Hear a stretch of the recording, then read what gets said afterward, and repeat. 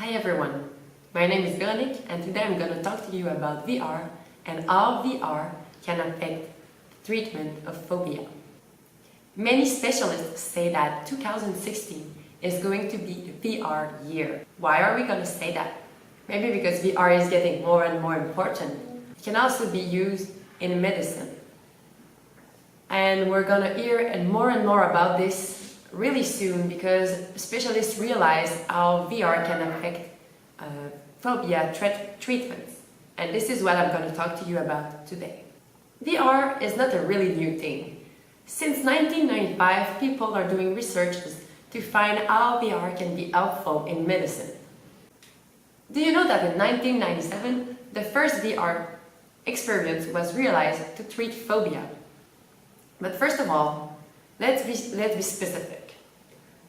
Today I'm going to talk to you about virtual reality exposure with three-dimensional images which will help people treat their phobias. But what is a phobia, actually? According to the American Psychiatric Association, a phobia is an irrational and excessive fear of an object or a situation. In most cases, the phobia involves a sense of endangerment, of fear and harm. Do you know what are the 10 most common phobias? First one would be anacrophobia, fear of spider.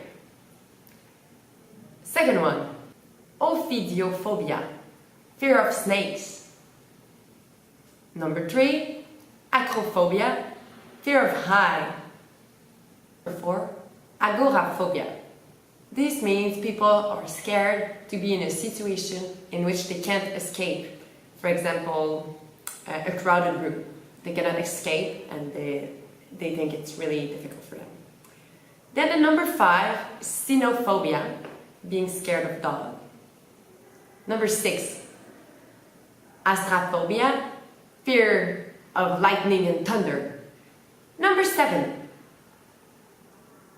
trypanophobia, fear of injection.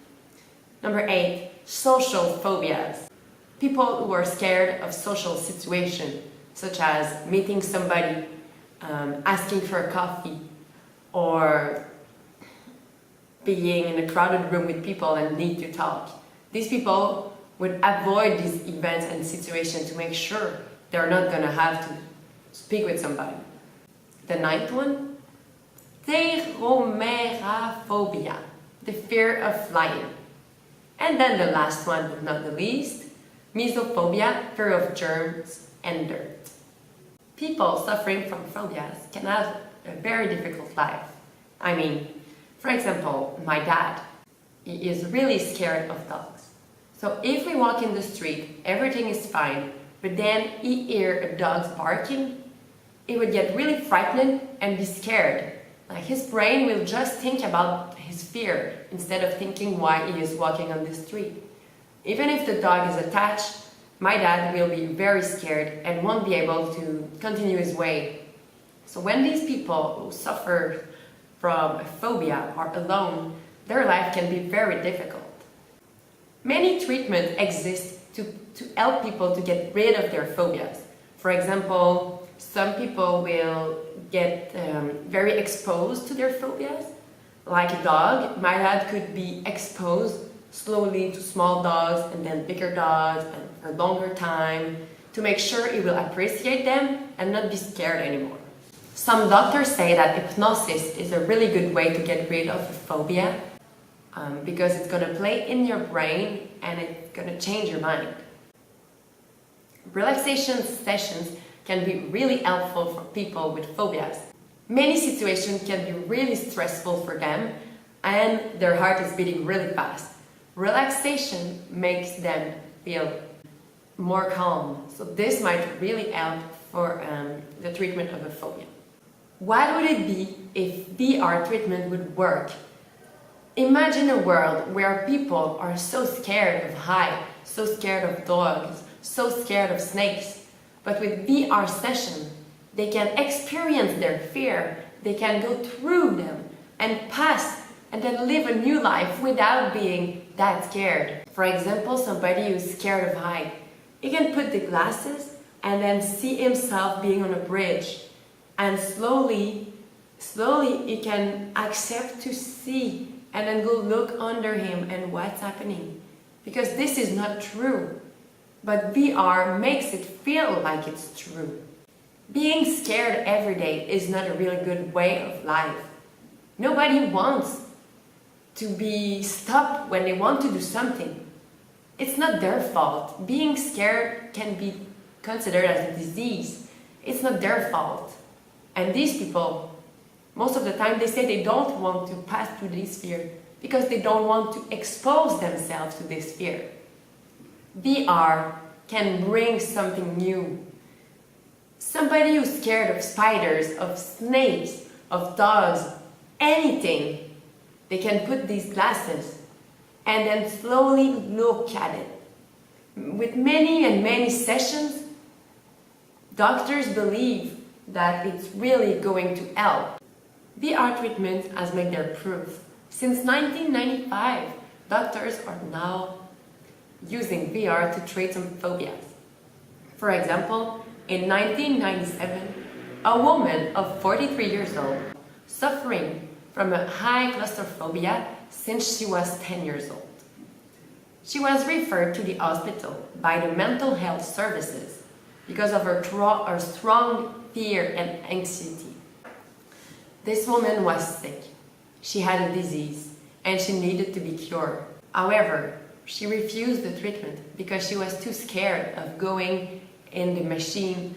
The doctors could not accept her to refuse it. So they decided to make 8 sessions of VR treatment. These 8 sessions were passed in 3 weeks. And after the 6th session, the patient received a call from the mental health service who told her that she needed to pass a test and that she has an appointment next week. That day is the first day that this woman accepted to go pass the test. At that point, in the VR, this lady was seeing herself in a very small box. In 1997, they got their first really great result.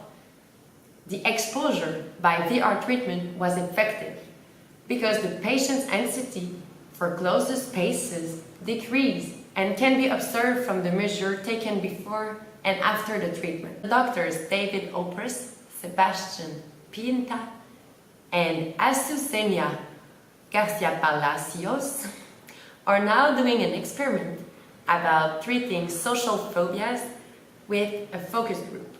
The programs were administered by two research psychologists who were both MCS graduate students and trained in CBT.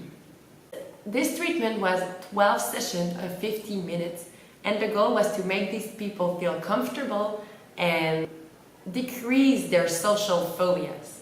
The first session, they have to walk into a shopping mall. What's happening is that in the shopping mall there are a lot of people, and they have to pass beside these people. Once they feel comfortable with this, the doctors is pushing the limits a little bit farther. How it worked is that the doctors, they put some scene into the VR. These scenes of 10 to 15 seconds were played on a loop, allowing for a repeated exposure to the patient until they get used to it. The results were talking by themselves. Doctors observed a significant decrease in post-treatment score, which means that the patients 6 months later after the treatment, they were more able to talk in public and speak with somebody. Patients also reported positive repercussions on their professional, social, and family life. I hope that virtual reality exposure therapy will get more and more known, because this can really change the world for people suffering from mental disease. I sincerely hope in 2016 it's going to be the VR year, and it's also going to be the medicine VR year. My name is Veronique Teoli, and I thank you sincerely for watching this video.